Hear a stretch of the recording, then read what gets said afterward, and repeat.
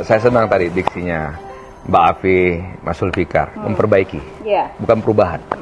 Jadi memperbaiki struktur ekonomi. Jadi bukan merubah struktur ekonomi. Itu diksi yang saya kira pas.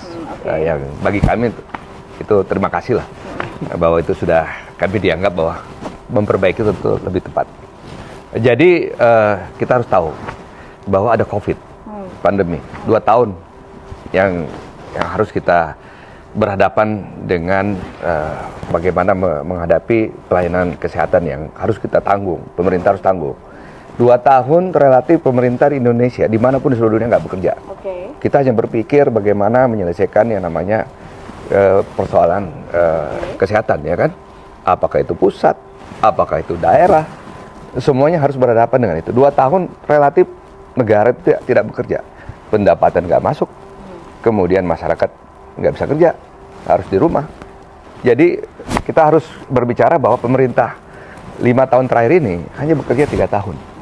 Jadi apa yang kita ingin usung itu ada keberlanjutan dan tadi memperbaiki. Ya, apa yang harus diperbaiki? Banyak. Penerimaan negara harus diperbaiki. Banyak penerimaan negara yang belum transparan hari ini. Kita harus meningkatkan penerimaan negara agar supaya rasio tax kita, pajak kita tuh naik. Ya, rasio tax kita itu rendah sekali dibanding negara-negara tetangga. Nah, yang kedua kalau kita bicara ekonomi, itu bicara job creation atau membuka lapangan pekerjaan. Apapun, mau itu lapangan usaha kecil, maupun menengah, maupun besar. Semuanya harus kita dorong. Kita dorong FDI dari swasta dalam negeri, kita dorong FDI dari luar negeri masuk. Kita ingin hilirisasi masuk ke Indonesia lebih banyak lagi, bukan hanya yang bersifatnya semi produk dari tambang ya, yang sekarang menjadi ferronikel atau HPAL, tetapi turunannya masih banyak dari itu semua, dan itu menciptakan lapangan pekerjaan. Dan sekarang ini banyak dari Korea sudah bangun pabrik baterai, Hyundai, itu miliaran dolar investasinya di Kerawang. Nah, kita ingin investasi semacam ini masuk, dan banyak dari luar negeri, mau dari Eropa, dari Amerika akan masuk ke Indonesia untuk menanamkan modalnya, karena kita sudah siap dengan bahan bakunya. Job creation itu penting sekali, karena kita ingin membuat lapangan pekerjaan yang banyak di Indonesia.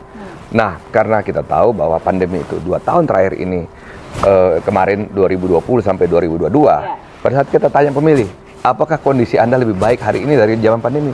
Pasti mereka mengatakan lebih baik.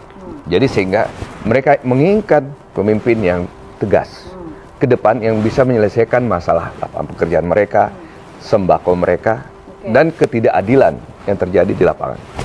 Jadi itu yang ingin kita bawa kepada pemilih. Dan itu adalah kunci Bandar 02 untuk memastikan ekonomi kerakyatan bisa betul-betul berlaku, dirasakan seluruh masyarakat Indonesia gitu ya. Ekonomi yang inklusif.